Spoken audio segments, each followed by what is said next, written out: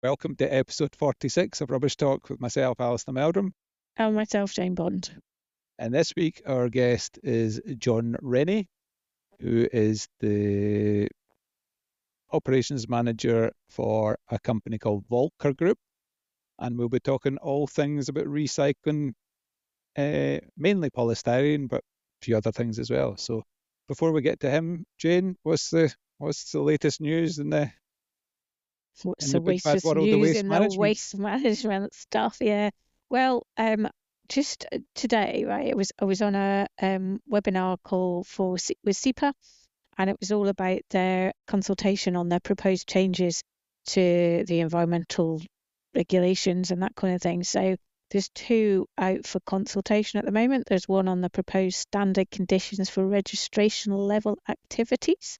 So this is all part of the integrated, what's it called? Integrated Authorization Framework. Sorry, I knew it was IAF, but I couldn't remember what it stood for. It's Integrated Authorization Framework. So they're looking at standard conditions. That's one of the things, because they're changing different levels of permits, standard conditions, binding rules, and that kind of thing. So it's all to do with that. And it's quite interesting, actually. We talked through some water stuff and industrial activities stuff, and then we got to the waste and what the standard conditions we're going to do. So there's 22 waste management activities which are going to go through standard conditions, and a lot of those are exemptions. So instead of exemptions, they're actually going to be standard conditions now. So they're actually consulting on what these standard conditions are going to be. So it was actually really quite interesting. And there was also the discussion around they're going to increase or decrease, probably not decrease very many, the charging. So it was how the charging scheme was going to work for all of these standard conditions. So it was really interesting. So it's definitely worth having a look and having a read on these standard conditions and see what they are and how those affect you. There was quite a few questions at the end. All of them were for Andy Sullivan, bless him, from SEPA, so he had quite a few questions, and I'm sure he dealt with them admirably. He did, actually. He was very good. I hope he's listening.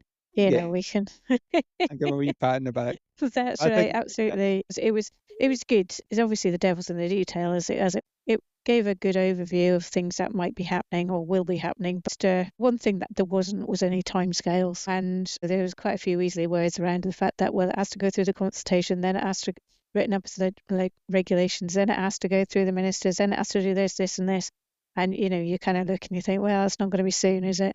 But you sometimes wonder, this is the next stage of the consultation. It was earlier on in the year, isn't it? And the whole principle of what they're trying to do makes a lot of sense, and it's all quite sensible and all the rest. But at the end of the day, there'll be some people upset and there'll be some people positive, and it's just, you sometimes wonder if it'd be just quicker just getting on and doing some of these things, and just, almost like doing the simple stuff and getting it in place, and then worrying about the little stuff that falls out the side, because sometimes these consultations seem to take forever, don't they? By the time SEPA consults, people reply, by the time they review that, between they agree what they need to do, it just drags out the time scale more and more. Yeah, but I suppose they've got to be right, though. Yeah, no, I agree they've got to be right. I agree they've got to be right, but I think sometimes I've not been in the calls for these ones yet, but I think sometimes it's people with a specific problem that, probably get too much time at the consultation or too much airtime, and at the end of the day, SEPA could take a view and say, right, this applies. And I know Peter Lang, when I last talked to him, was saying that. He said 99% of customers are going to be okay with this, but there's probably going to be 1% that are going to fall out the gap. And it's these ones that they can then engage with on a one-to-one. But no, on the whole, it's all quite positive, I think, isn't it? Yeah, no, it did seem to. And the best thing I thought was they're actually going to make the charging scheme a bit easier to follow. Oh, thank goodness for that. She's actually trying to work out what on earth you're supposed to pay. I'm fairly convinced nobody understands how it works properly. I don't think there's even people in SEPA that really understand how it works. There's maybe one person, but Anyway, what else have we got this week? We picked up a wee notice. So a company we've been having contact with, a company called Polytag, run by CEO Alice Rackley. They have managed to pick up 100,000 of funding from the Small Business Research Initiative Centre of Excellence, which is funded by the Welsh Government.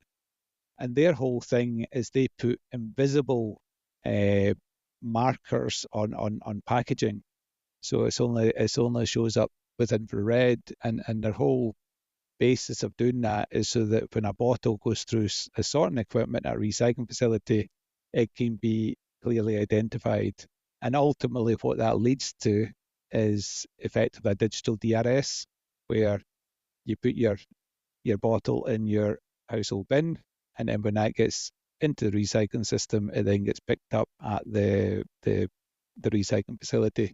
And what that funding's allowing them to do is put in, I think it was 4 or 5 of these machines to test them out. So that's quite interesting, because if you can imagine a DRS where you could both use your household system, which is already in place in Scotland, and maybe take backs in shops, you've probably got the best of both worlds in terms of capture of packaging.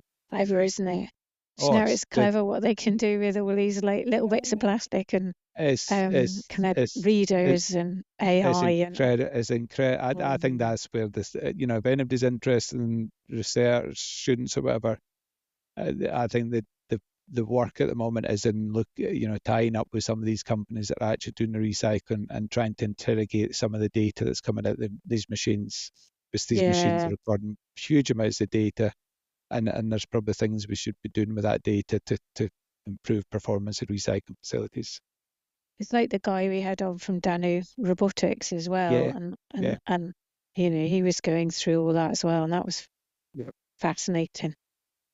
There you go. So the other.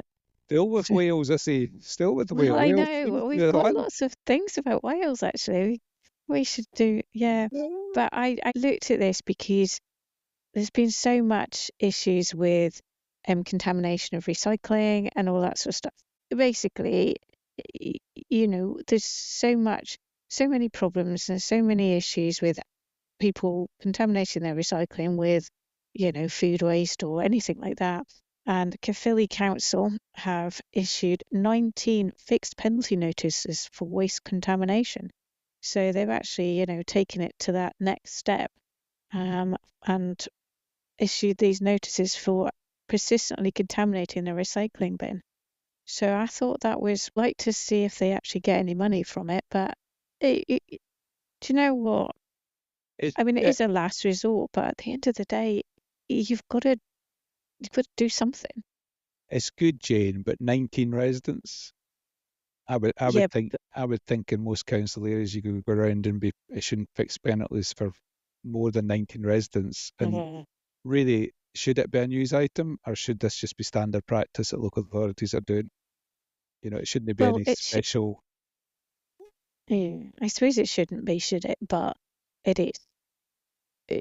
In 19 residents, I suppose in the scheme of things, it's not very many, but is it a start, or is it making an example of these 19 residents to be able to actually promote the fact that everybody's supposed to be recycling? Is it the big stick? I was almost having a rant. Well, I was having a bit of a rant to myself one day. I was looking at some news items, and it was things like, such and such council under pressure because they're introducing a booking system on HWRC site.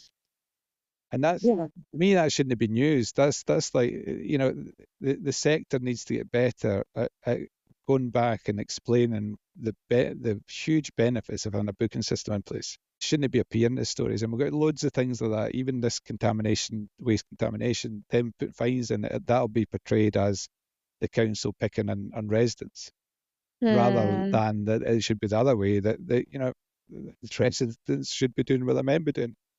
And I think we do have, I do think we do need to be careful about putting everything online, though, and not having another option, because I know, I'm just thinking my mum, for instance, she's not that great on the computer, bless her. Doing things online is just something that she doesn't know how to do and can't do.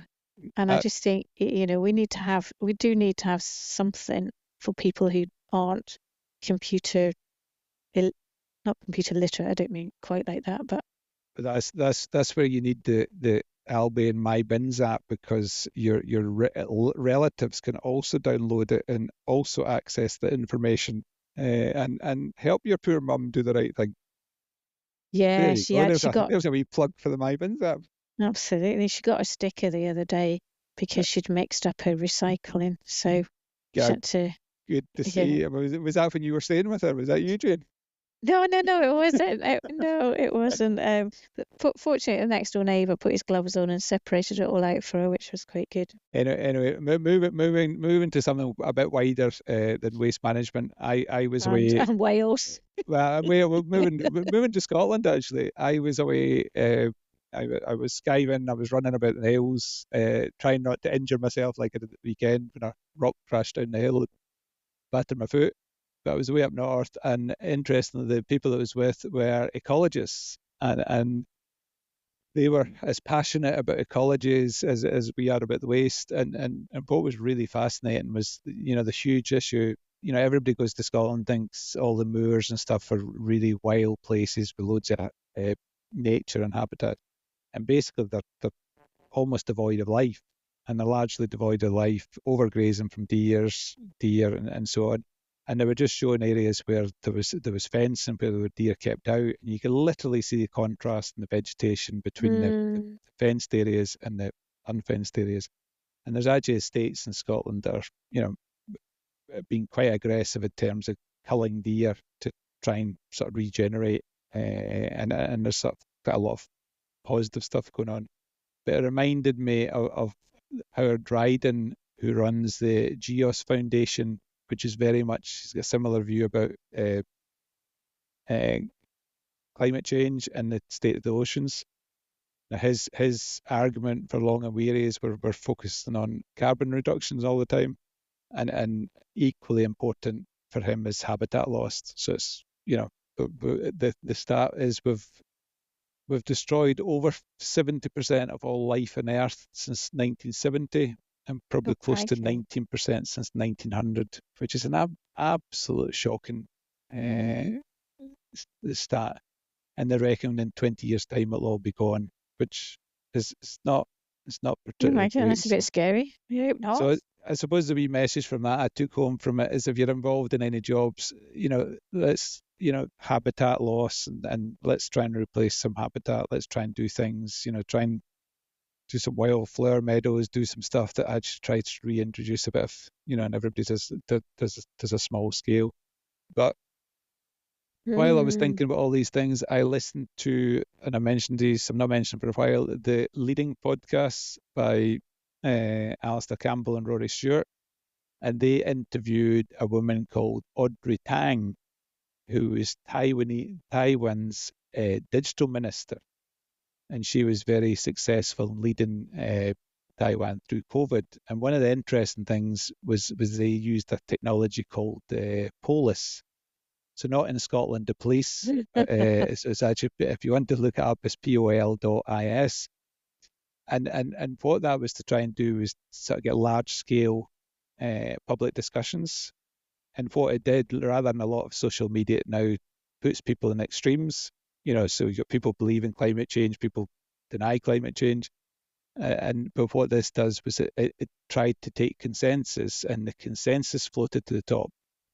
So I suppose it's a bit like when sometimes you go to a conference now and you're allowed to use your wee app for asking questions, and then people can like that question, and the question with the most like is the one that rises to the top. So it's the best. So basically they do that on a huge scale, and that's what helped them get through COVID, because they basically sort of asked the questions, and the population as a whole, or the people that participated, then contributed through this platform.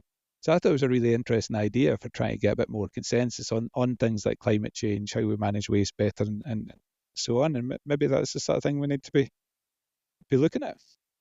Yeah, you've explained it slightly better than before, because when you explained it before to me, I was like, oh my goodness, that's Big Brother's watching you. You're going to be, they're going to be harvesting all the information off your Facebook and But they're doing that your anyway, Jane. phone and your WhatsApp. And well, I suppose so, They're yeah. doing that Well, if anyway, they're doing that anyway, why are we still getting extremes then?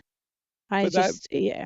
but that's where you end up. I think people end up down rabbit holes at the moment. That because if they like or engage with something remotely, then that's where they get funneled. Whereas this because that's what makes these platforms more money. Whereas this, what it does is views for the consensus and tries to get that to rise to the top.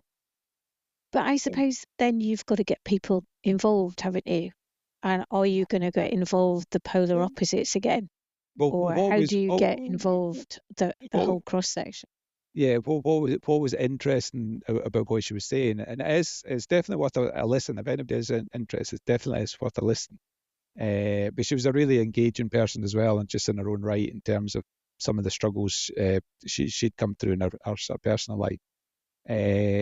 But she was saying some of the best contributors ended up being the sort of far outlying people, the you know Mm-hmm. the furthest out, and they actually, and what they were saying was this actually almost gives people a voice. So you always hear at the moment that it's like the riots where everybody's rioting because they felt they didn't have a voice about things, or not everybody, but the people that were involved. That's why they were rioting. And what she was saying was this actually allows them to feel as if they're contributing. So Okay. it's interesting Okay. stuff. Well, yeah, interesting. There you go. Whether that Taiwan will compete with Scotland is a different matter, but Well, they were using it for other things. So there's just I'm sowing the seed out there. There's probably far more you intelligent. are, I'm you are, sowing and the I'm seed. being a bit like, There are far more intelligent people out there than me and you, Jane, that could think, well, maybe, hang on a minute, that might work with it if we did this. That if we're trying to engage properly. So there we yeah. Do you go. know you were talking about that rewilding and stuff before? I went to a client the other week, and it was they had quite a number of different it was like kind of industrial estate kind of thing, and there was so many rewilding areas. There were lots of nice meadow bits, lots of nice flowers. They had a bug hotel, and they had little bird boxes and everything like that. It was really actually really quite pleasant walking around it. So yeah, I think more people could do that. It's not that, in effect, it's not I, really that difficult.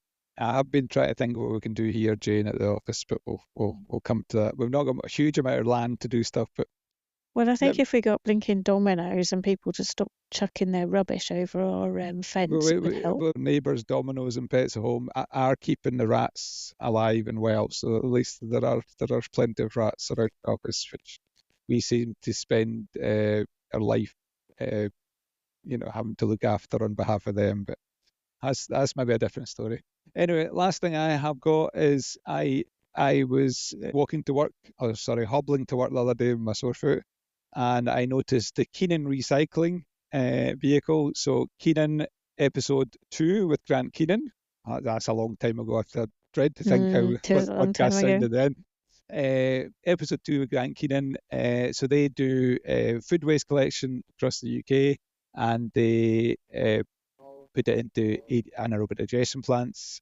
And what they had their advertising the side of the lorry was 2 banana skins charge an iPhone. So I can just imagine all these people sitting with their iPhone sitting in 2 banana skins. Well, that was I was thinking. I was like, and how long does it charge it for? Does it Yeah. fully charge it or whatever? I have a So banana for my lunch. I'll see what I, happens. I did quite like it as a slogan, but it's like all things with waste management. Like we know how that is working. We know that banana skin is going into the AD plant, it's producing methane, and then that's what's generating electricity.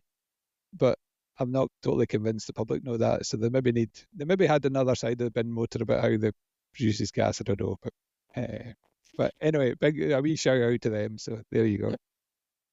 Yeah, So well, that's good. And what else have we got? Oh, yes, we've got our new email address, hello@rubbishtalk.co.uk.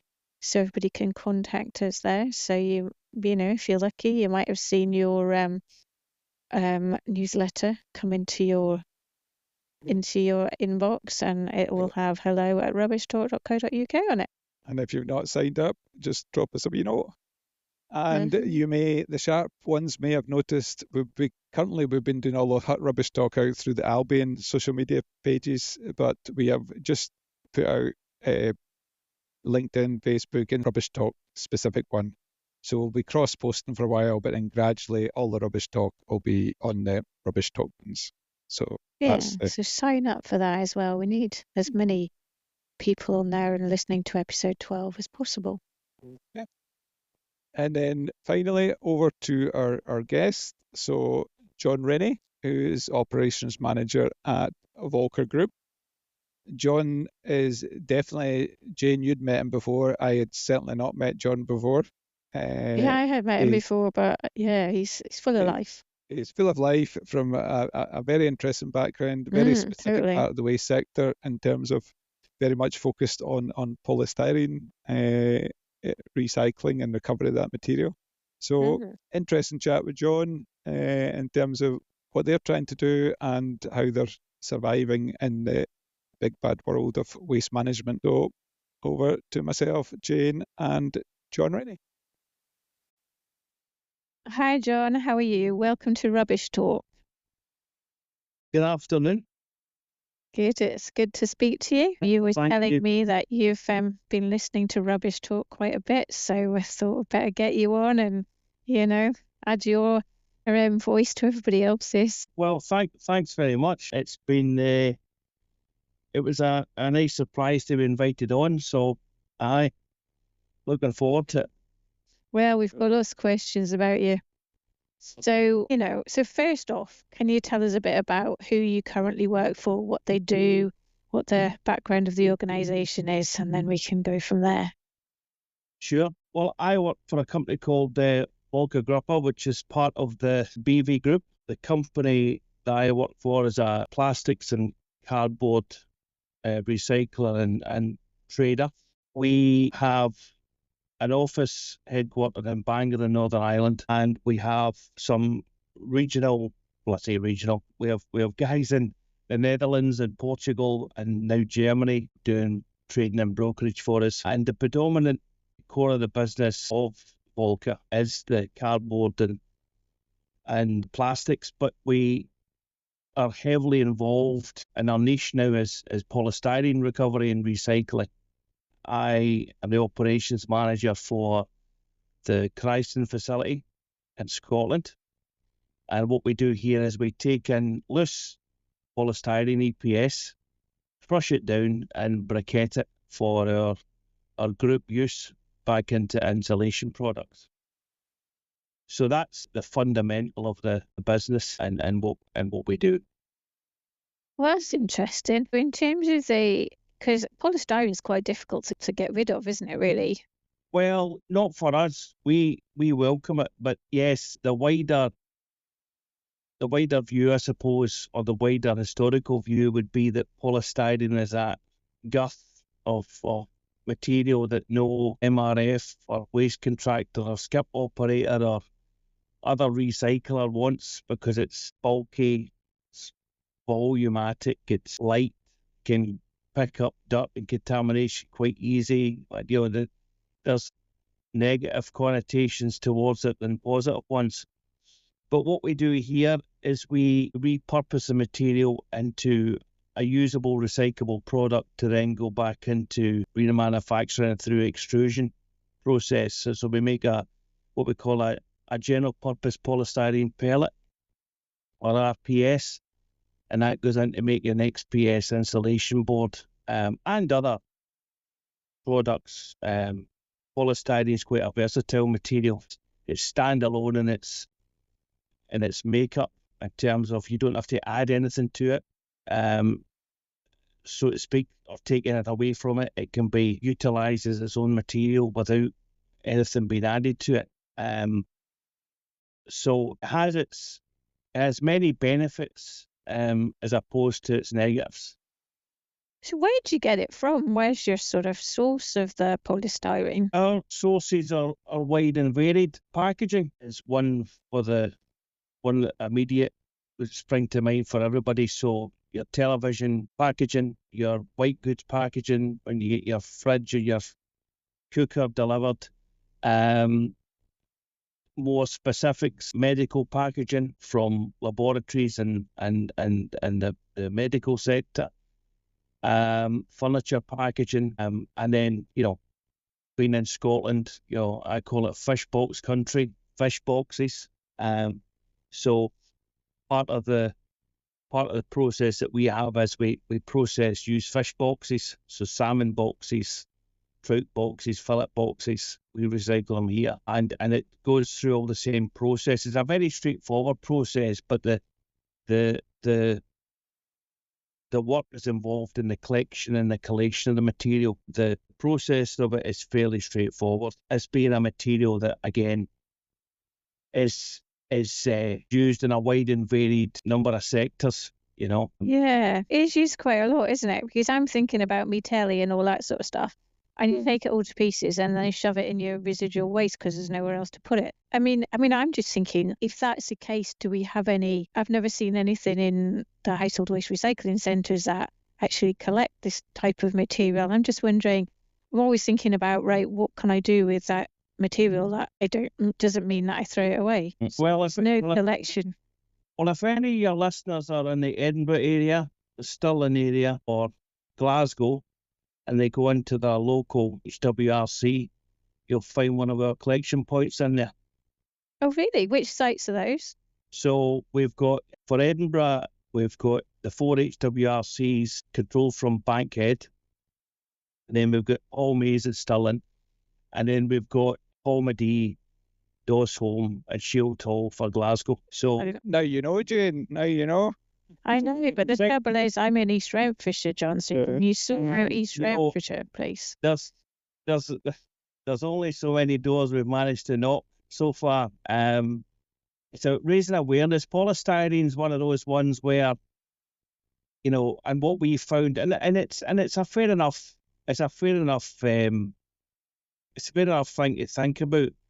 Because it's light and aerated in its volume, and it's seen as a problem, the waste contractors and the councils, and no detriment to any of these, but they look for the bulky items. So they look for the woods, the metals, the rubbles, the bulk waste, the things that, fill the void with solid form, as opposed to, well, we don't want, polystyrene blown about the landfill nets or going up it's one of those things.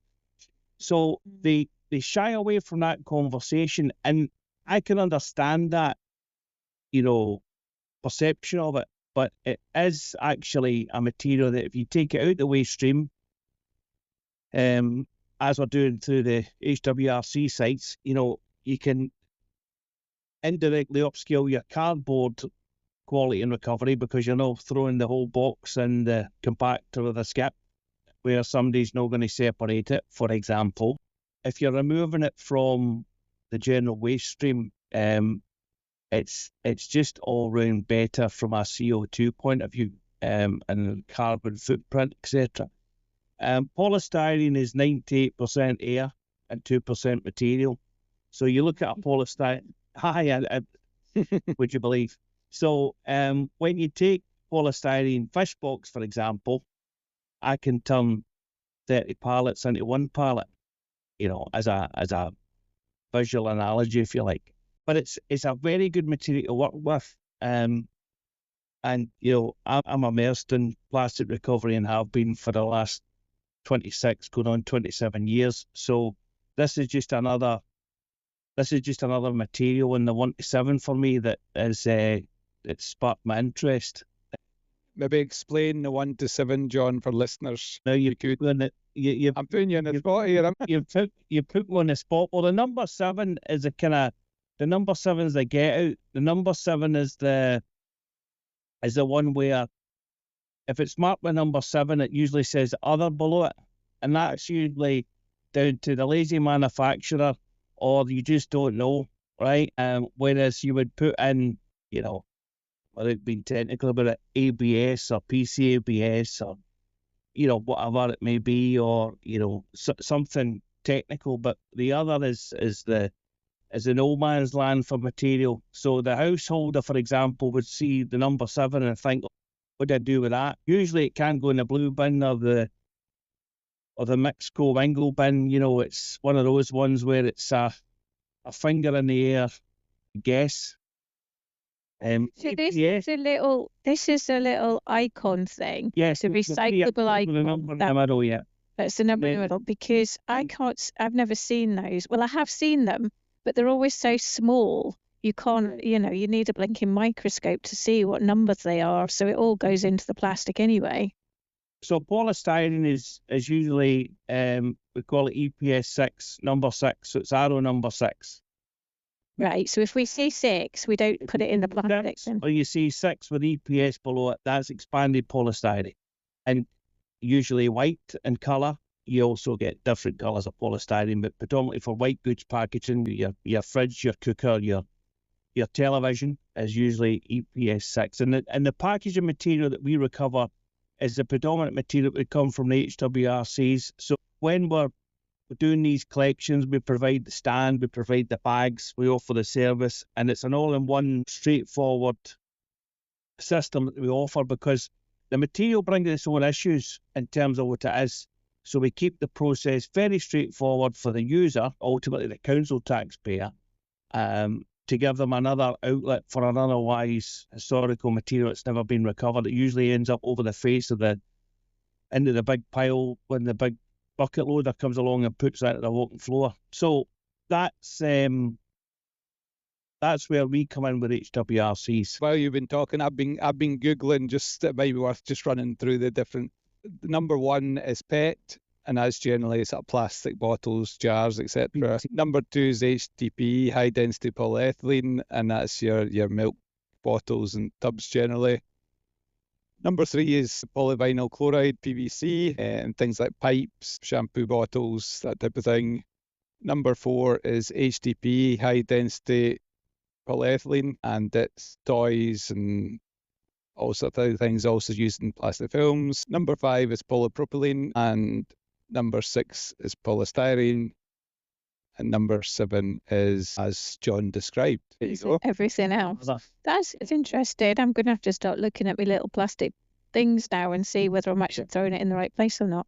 So, John, you say you take cardboard as well. So, do you take cardboard at your place? So the cardboard, no, we don't take it here.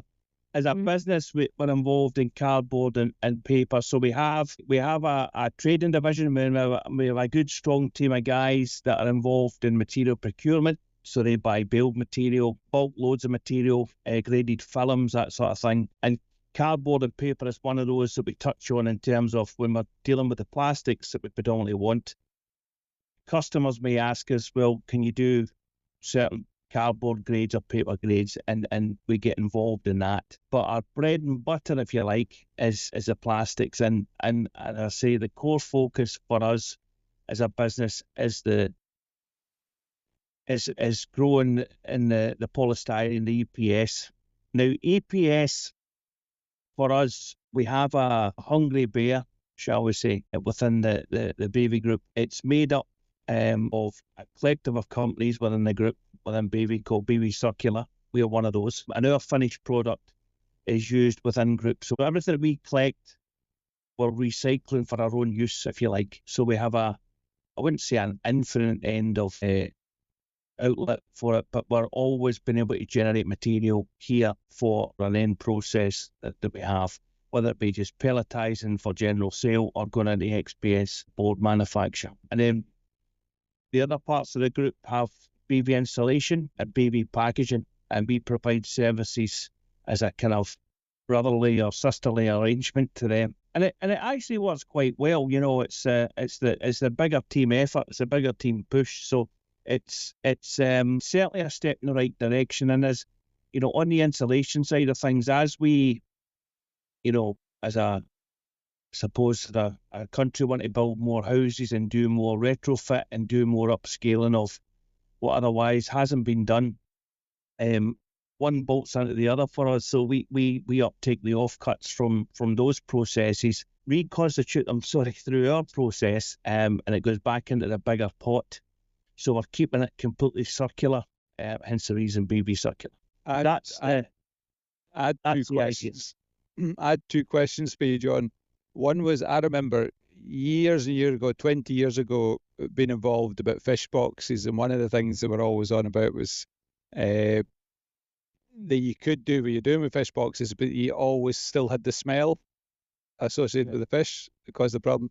And the second question for you was really about are we not getting to a stage where manufacturers are now using less and less polystyrene, and they're tending to use more like cardboard as protection for resources? So for your first question, when we process the fish boxes, and let's take the worst scenario, we process fish boxes by the truckload and they come in de-iced, but smelly and residue with label, and and it's cold winter's November morning, and there's a rich tinge in the air, shall we say, right? And you're processing these boxes. We compact down to a 50-to-1 ratio. We're squeezing the absolute life. We're taking the air, reversing the process, so we're taking the air right out the polystyrene and everything else that goes with it. There's still residual moisture in there. There's still residual contaminants in there, a slight non-EPS element, shall we say. But we have the technology to degas the material and remove that odour, because you're taking the polystyrene back to a solid state, i.e. GPPS. So we mitigate that. Your second question, are people moving away from polystyrene to cardboard? Yes, but I've crushed many a soapbox shouting about this. When the plastic is, and I don't mind saying this, but when the plastic is bad brigade, or banging the drum, and still do to this day and forevermore they will. Polystyrene, well, we need to ban it, we need to stop it, we need to curtail it, we need to think of something else. So what we're going to do is we're going to cut down some more trees, and we're going to make some fibre-based boxes, and we're going to do this, and we're going to do that. That's all great, and they have their place. Please don't get me wrong, and I don't want any of your listeners, jumping up and down here thinking, what's this boy on about, right? But we make the group make packaging. The group are involved in this type of packaging, but it has its place. Now, Alistair, I would, hedge my bets that I could get a pallet of fish to Boulogne from Aberdeen safer in an EPS box than I could a cardboard one, and I'll leave it at that. I know, that makes sense. No, I accept that. And also, if I was going to buy my £1,200 TV, I mean, advancements in card, and this will be the cardboard sector, will be pinging me an email or two, not really bothered, and tell me, well, we've got alternatives to polystyrene just as good. It's, again, polystyrene, there's an industry built on it, for a material that was produced by accident. So it's a similar argument to, why is our food packaged in film and all the rest, because of course. It's actually the plastic's actually pretty damn good at what it is meant to do, which is protect the product. Well, one thing that I say when it comes to plastic bans and the like is be careful what you wish for. Plastic does have its place. Yes, there is things we're still learning from, and we could do better. And so, of course there is, and it'll always be the case, but you have to fully understand the facts of, and I speak for polystyrene here, but you have to fully understand the facts of what polystyrene is attributing to in terms of safety. I mean, maybe you don't know this, but the main safety element of a child's car seat is the polystyrene moulding that surrounds it. If you're a keen cyclist, polystyrene is the moulding encapsulated around the plastic, and also, polystyrene is the kind of, is a back office protector that you don't think about too much. They just see a dirty fish box, they go, oh, we don't need ban it, but please be careful what you're going to ban and why you're going to ban it, Yeah, Yep. Fair enough. That sounds good. So tell me, John, what brought you into the world of waste management? Did you plan it, or did you no, like most? No, actually, Alistair, I didn't plan it. No, it was through. It was a bit of perseverance. Left school, not too bright, but still not much brighter. Went to college. There's still time, John. There's still time. Well, they say every day is a school day, but I'm very slow these days. So I left school, went to college for a year, and actually studied something completely different. I studied theatre and lighting technology. Would you believe? Far, far, far cry from this game. And that kind of filled my my year up, but it didn't give me that next springboard. And I thought, oh, what am I going to do here? Anyway, in the meantime, in the background, my father was heavily involved in the cardboard recycling sector, and he was a bit of a wheeler and dealer anyway, and he was doing a lot of stuff with, and I'm going back a wee bit, but Davis's Mill, BPB, Muggy Moss, and all of that, doing a lot of cardboard up to Aberdeen, and you're doing significant volume, right? He was never involved in plastic, ever. He wouldn't touch it with a barge pole. He says, I've not got time for plastics, right? And then one day he got a call from one of his customers and said, could you recycle these plastic bottles? I said, I don't know what to do with them, but we'll shove them in the baler and see what happens. And the rest kind of just took over, and through various businesses that he had and the work that because it intrigued him, the plastic recycling intrigued him, and then he realised the money he could make from it, and it was easier than paper this time because it just worked out that way. So then he started getting involved more and more in plastics, and when I came along, I was kind of needing a couple of quid in the pocket, so to speak, and it kind of just took arms and legs from there. That kind of, I suppose, I sat at his feet and kind of learned what I could, and that's kind of where it grew from. And then we moved into various things, doing tool granulation, shredding, grinding, doing a lot of stuff with the automotive sector. So it really has been a huge learning exercise for me over the years, and I have and do still thoroughly enjoy it. That's quite interesting, John, because quite a lot of the time we're talking to people in the waste sector, and they're talking about recycling, but all they're doing really is, and I don't mean that in a bad way, but what they're doing is they're packaging material up into single waste streams, and then they're relying on somebody else to actually physically do the recycling bit. So you seem to be involved in the sort of regrinding and reprocessing, that type of stuff, which there's not a huge amount of people out in the country doing that type of work.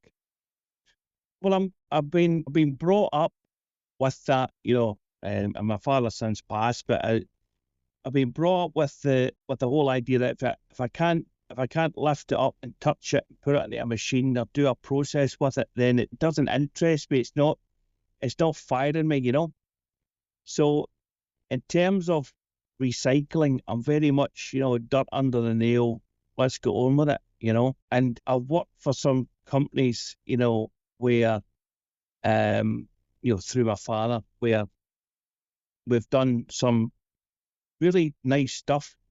We did some work with a company down in Port Glasgow called Anaplast, which is now Berry Group, British Plastics.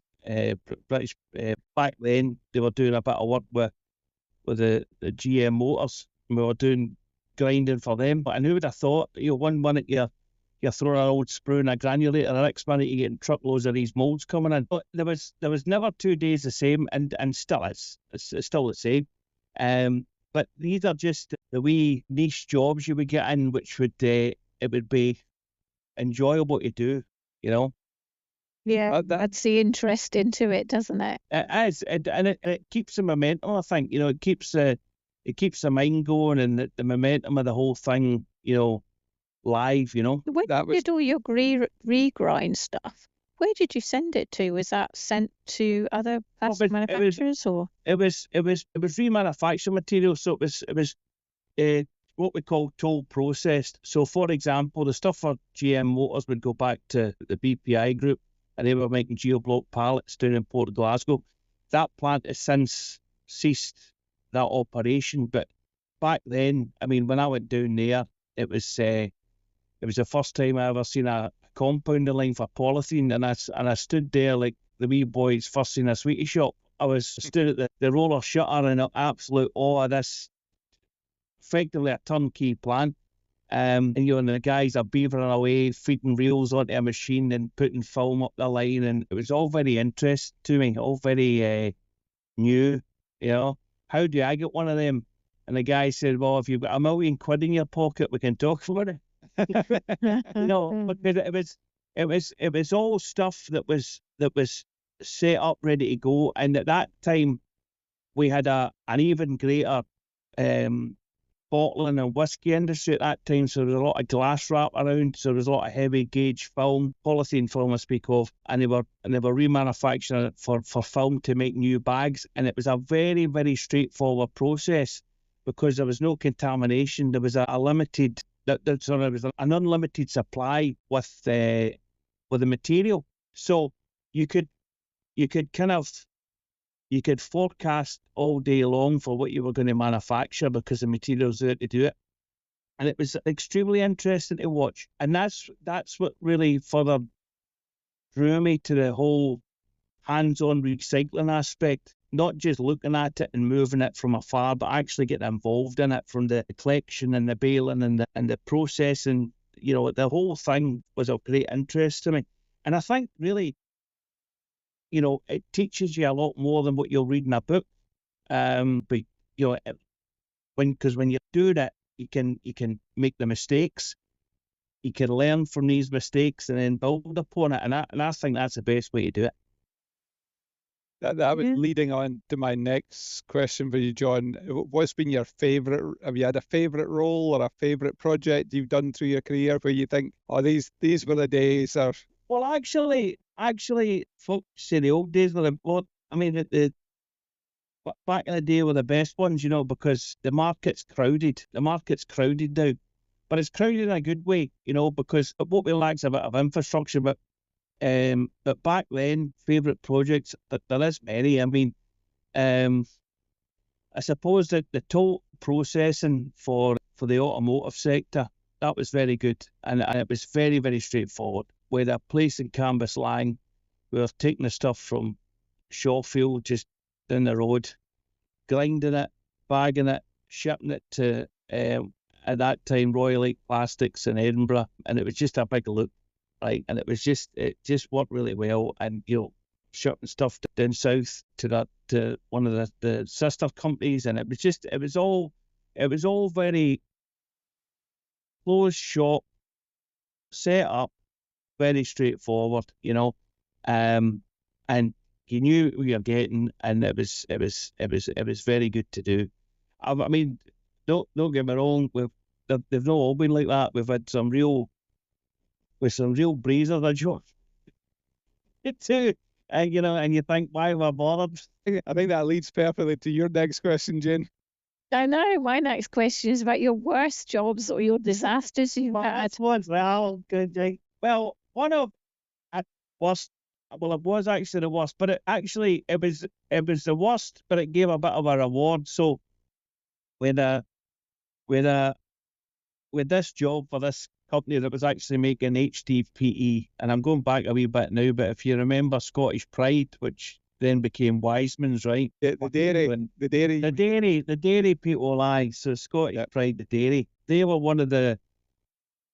I think they were one of the first in Scotland to move into kind of the mainstream cheese market, making the different cheeses, right? Anyway, at Scottish Pride in Helen Street, they had this factory at the back through a subcontractor, and they would make the bottles in the factory, and they would go right through the wall into the factory, and it was one of the first to do it, and it's great. Anyway, the factory got mothballed because Scottish Pride then became obsolete there, and they moved everything over to another part of the world, at the Motherwell Food Park for another milk manufacturer. So the factory was getting cleaned out. They're bringing all these skips in bits and pieces. And the guy that was the general manager at the time had phoned my father and said, would you want to have a look at this skip? I thought, that's a bit odd. Why would you want to have a look at this skip for? I said, because there's some material that might be of interest to you. And sure enough, we take a wee wander over the road and we go in the gate, and they're right in the thick of them, stripping out the stainless steel pipes and ripping the factory apart. And there's this big skip sitting. And it must have maybe had, I don't know, 2 of these big bins worth of this HDPE bottle pellet, brand new, clean. My father, like deadpan, just turned around to me and said, "Go and get a shovel." And I had to look at him and double take. I said, "What do you mean?" He said, "Go and get a shovel." And the next thing I'm in this skip, shoveling this HDPE Borealis pellet, bottle grade at the skip, right? We filled 2 of these bins. The sweat was lashing off me. I had burst one of my boots. I tell you, I was ready for near crying. Anyway, filled these bins, forklifted these things. Oh, it was an all day affair, more or less. And he says, "I sell that down the road." And here we sold it. We sold it as it was. And the boy turned around and he said, "Have you got any more of that?" Believe me, it's a one-off. A true one-off. So I thought you were going to say you dug it all up and there was the cheese at the bottom. No. Well, I tell you, it was a shift that day, Jane. A real shift. Aye, very, very good. So over the years, John, you've obviously you've been really involved in the plastic side. Do you think your being in the waste sector has changed your views about the environment and habits out with the workplace? Do you feel you need to sort of try and educate the public or educate friends and family? Well, I often, people close to me usually walk away when I start chatting about recycling, because here he goes again. We'll be here all day with this. But I think for me, I'm very, when it comes to recycling and plastics, I've kind of got no life. Because you laugh, but honestly, I've got no life. So I think to myself, well, if it's not me that's going to talk about it, who is going to talk about it? Because we're very throwaway about things, But I mean, doing the polystyrene and doing the materials that I've done in the past, and then the hands-on element, of course, the cradle to grave for me is seeing it all happen. So when I see it all happen, I know what's involved in it, the good and the bad for all materials. I think, well, it's worth shouting about, because there is a value to those materials. And when we take in polystyrene here, for example, historically before, and I'll use the councils as an example, the HWRCs, when we're doing those collections, that's material that's historically never been touched. It's never been capitalised on and used. Okay, it's small volumes, but you have to start somewhere. But see, through that, I love the conversation that happens, because you take one hand and you show them the whole process, and the next thing they're on board with you. That's extremely, extremely rewarding for me. Extremely rewarding for me, and that's. Is there a cost there, John, to the councils? Or are you picking that up for free because you're getting a value? Well, there's a value stream and there's a cost stream. So the cost to the councils is a charge, but we provide the service to them. So we provide the stand and the bags. Their bit is, because you don't want to shy people away from doing it. You want to enthuse them to do it for any material, but for the polystyrene, you want to drive the enthusiasm into the material and the process of the material and how it's recovered in order for them to do it. And it's getting them just to turn that wee corner. And when they do, it's very rewarding, and they see the benefit, Councils, they really do pull out all the stops, despite the wider constraints they have, budgetary, manpower, all of these things are always against them. But if they make the effort, and they can make the effort, we'll support that 100%, because for us, it's more volume that we're keeping out the landfill ultimately, or the other routes of they don't yield the reward. You had a chap on recently, Stuart Stockman. Yeah, as I'm from Berlin. Yes. So he for us drove that conversation with the council to get that implemented, and I take my hat off to Stirling and Edinburgh and Glasgow, because it's all very well, us doing it, but they're supporting the process for us, allowing us to do it, you know, and it's a good engagement, you know, it's a very good engagement. But it does seem a shame, John, because you know, it's a while since I bought something like a TV or whatever, where you know, generally what you've got is a cardboard packaging, and then you might have the polystyrene. You know, and when you go to the HWRC, you can put the cardboard down, you know that's going to be recycled, and 9 times out of 10, you're putting your polystyrene into the residual waste, and it's a really clean material generally. It's a clean material. This is the other thing, as I said earlier, as a standalone material in its very form, you know, because to make polystyrene molding, you're taking the base pellet, the virgin pellet, and all you're doing is adding steam, and you're making it to a density to suit the product, whatever that product may be, TV, a medical container, you know, for your samples or whatever, fish box, whatever it may be, you know, and we're reversing that process. It's a very straightforward, flow. I mean, maybe it's easy for me to say that, but this is why the other part of it, from a waste point of view, has to be to enthuse the conversation and educate further in order to get the material out the bin, out the landfill, keep it away from the skip, you know, and that's something that we strive for on a daily basis. Sounds good. We've talked lots about work, John, but how do you get away from work? How do you relax? I try and get out and walk as much as I can. Clear the napper. I try and get out and walk where I can. The family and the wider family keep me busy. I'm just thinking we might have some listeners that don't know what a napper is, John. You might need to explain what a napper is. Oh, the cranium, the head. The head. I'm glad you said that, because I didn't know, but I thought I could never have that before. So I try. No, I don't always achieve it. I've got great intention a lot, Alistair, but I procrastinate a lot also. You know, when I finish, I'll go for a walk. Doesn't happen. But then I'll get the spur and I'll be away. Off you go.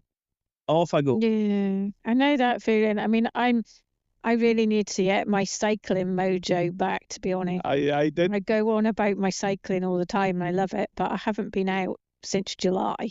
And I went out I got a message in your Strava, Jane, to say, please give Jane some kudos, but she's not been out for a while. I know. It was my first time out in months. And, you know, I'd like to say, I think, you know, I really miss it, but crikey, it was hard work. It didn't go very far. And yeah, I think I'm just getting old. Anyway, what about, so you were saying that you relax, you have a little walk, although previously you actually said you didn't have time. It was all about plastics.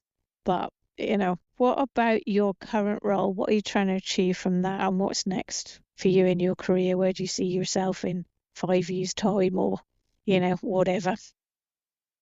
Where do I see myself in 5 years' time? I've not thought that far yet. Okay, 12 months. The current status quo is driving further forward with more EPS recovery. The other side of, you know, another sector, if you like, is, you know, in terms of polystyrene recovery is construction. And insulation is playing a big part in that with retrofit and new build and various projects that they're looking for alternatives that aren't the norm, just big slabs of concrete and hope for the best. So it's to grow more awareness for the material that's still untapped, and there is still quite a lot of material that's untapped and not even recognised yet. Drive more discussion with why polystyrene and EPS is more of a plus than a minus within the kind of wider waste industry, and the wider discussion with the general public and the wider view of the plastic ban brigade. there's a lot of one-sided conversation that goes on without people understanding the facts about what they're talking about. So in terms of insulation material, are you sending it down to part of your group of companies that are actually producing the insulation material? Then is that? Yeah. And then you. Within the group, they manufacture new product, and the construction game is inherently known for producing waste, and sometimes an abundance of it, which happens, and it's common.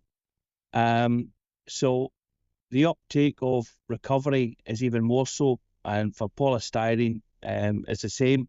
So when they're generating the waste polystyrene from the insulation that they buy, it's capturing that, it's grabbing it there and then, and making and then putting it back in again. Yeah, it's recovered, and that's where we come in. So it's keeping the thing in a circular fashion, It's keeping it in a loop, isn't it? It's that keeping it in a loop, circular closed loop, whatever, whatever you want to call it. Yeah, absolutely, absolutely. Yeah. So is there any facts you want to share from your job or your sector which you think people might not know? The one I've got, I like that one, is 80% air and 20% bits of weight. So that was my... 98%, wasn't it? 98% air, so 98% air, 2% material. Polystyrene goes a long, long way, and we are here to reverse it. So, 98% air, which is astonishing, really, in terms of the different sectors of businesses that use polystyrene, what they use polystyrene for, and how it benefits, not just insulation and packaging, but the safety factors that I touched on with car seats and helmets, and even the things like bean bags is polystyrene beads. They can be recycled. It's the possibilities are endless, Jen. Yeah, actually, that's interesting, because the bean bags definitely are, because I got replacement bean bags for mine, and I'm still finding bits of bloody white polystyrene all over the back of the bed and all sorts. But yes, it's very good for that. So we always ask John, we always ask our guests for their favourite bit of slang or dialect, and we've touched on a few, so I don't know if you want to include them or you want a new one. I'll be a bit technical here, right? But within the plastic recycling game, deal can be made or broken if your MFI, your material, isn't quite right. And MFI, and I don't mean the furniture company that went defunct years and years ago, if anybody remembers, right? MFI stands for melt flow index. Melt flow index is the characteristic from, if it's a high melt material, it's usually fast flowing material that, your mobile phone would be, or anything with a deep cavity in it that's going to be molded, specifically for certain things, they use high MFI material. And low MFI is things like extrusion materials, so sheet grades, pipes, plastic bottles, the HDP bottles, the pellets are shoved in the skip. That's got a different MFI to, so MFI, your melt flow index is one that that's of interest and comes up and comes up. Right, so if I ever come across MFI in the plastic industry, I now know what it means. You'll not need to Google it next time, Jane. No, I need to Google Napa now either. Your Napa? No. You did actually say another one right at the start. You mentioned, was it sprue? A sprue? Yeah. Well, a sprue is a sprue, again, plastic recycling term. When we get a load of sprues, it's usually the little tail of the end that comes off the end of the moulding from an injection moulder. So you make your cavity mould, and then the sprue is the waste that comes from the back end of the moulding tool, and that's what we grind through the granulator. And I tell you, I've stood on many a sprue, and it's like standing on Lego. It's what we call a saurian. There we go. So before we finish up, John, my last question for you is, I'm going to give you a magic wand to do something in the waste sector. What would you like to use it for? Depends how big the magic wand is. It can be as big as you like. Well, I mean, being in Scotland, I would like to see, I mean, generally across the UK, but I would like to see a lot more further infrastructure for plastic recovery, and certainly in mixed plastic recovery. The kind of larger, bulky items that are otherwise, discarded and problematic for waste contractors and the like. I'd like to see more infrastructure to utilise these resources, because we're having conversations now about we should have more recycled content and products. But it's a great soundbite, but let's back it up with some bricks and mortar and some equipment and some proper infrastructure with people that are hands-on recovering it, and we have a buoyant plastic recycling sector across the UK. Of course we do, but we can always do more. We can always further incentivise it. And, the other thing is that by doing that, we should have more apprenticeship schemes for plastic recovery. We should be getting more of the younger element into plastic recovery and recycling, teach them the craft, show them how to change a granulator knife. What does a feeler gauge look like? When do you know how to change the cutters on your shredder? What does a die face look like on an extruder? We should have a centre of excellence for it, but a real hard push at it, and make it a standalone thing where, it's recognised, in a really large scale. So that one's pretty big, because I know how much the kit costs. No, that sounds a good one, John. That would be something I'd love to see, and not just at a desktop level, but really, building a good infrastructure with it, because we don't all last forever, and we need some fresh eyes and some fresh hands and feet on the ground to do this, because plastic's here, not just EPS, plastic's here. We use it, we need it. It's part of everyday things and use. So very, very much advocate for it, and the education that goes with it. So that would be my... Like, I don't know what they do at schools these days, but do you know when we were at school, you had woodwork and you had metalwork? Should they not have woodwork, metalwork and plastic work now? Would that not be, you can actually... Why not? Yeah, why not? Why then, they could learn all this and they could do like their 3D printing and all this sort of stuff. Our business is a member of the British Plastics Federation, and we've got we've got a Scottish association as well for plastic manufacturing and processing, and they do a fantastic job. But I just don't think they get enough awareness. I just don't think they get enough. And I'm not just talking about the monetary aspect. I just think that there has to be more. There must be more we can do, because these guys are banging the drums every day of the week, from manufacturing, recovery, sustainability, circularity, of course. So it's in everybody's interest, Get them along, John, get them along to the Resource in Scotland conference on the 14th of November. That's the place for them to come and talk about it. Good. Yeah, well, that's a good point, isn't it, actually? So the last question, your very last question is, and you've kind of partly covered it there, what advice would you give to the younger generation coming into the sector? How do we get them in to this sector? How do you get them in? I would suggest that they go along to the first local recycler and knock the door and ask them if you got a brush, is there anything I can do for you? Can I help you? Oh no, really, honestly. I mean, because the thing is that we need it.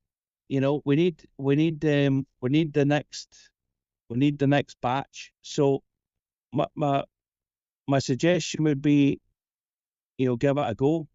Don't fear it. And whatever sector of waste that is, not just plastics, but I mean, for plastics, just give it a go. There's plenty to be recovered. There's still plenty to do. There's much work to be done. So give it a go, and I've no fear about doing it. Excellent. All right, there'll be all these kids knocking on your door with their brushes next week then. Well, there's plenty to get on with. Perfect. Well, thank you very much, John. That was a good dive into polystyrene. It's probably I think it's our first episode that focused largely on, we've focused on plastic before, but not specifically on polystyrene. So thank you for your time. Very much. Thank you. Yeah, thanks for having me on. And before I go, Alistair, because I'd written this down in case I forgot, Jane had asked me to mention about, episode 12. Oh, I don't know. Who was the guest in that episode, John? I can't quite remember. And she said, if you mention it in the passing, I can't remember who was on the episode 12, and I can't seem to. I'll need to access the list at the moment. I'll need to go back and check myself. But the name escapes me. Perfect. Well, thank you very much, John. Much appreciated. Yeah, thank you. Yeah, thanks.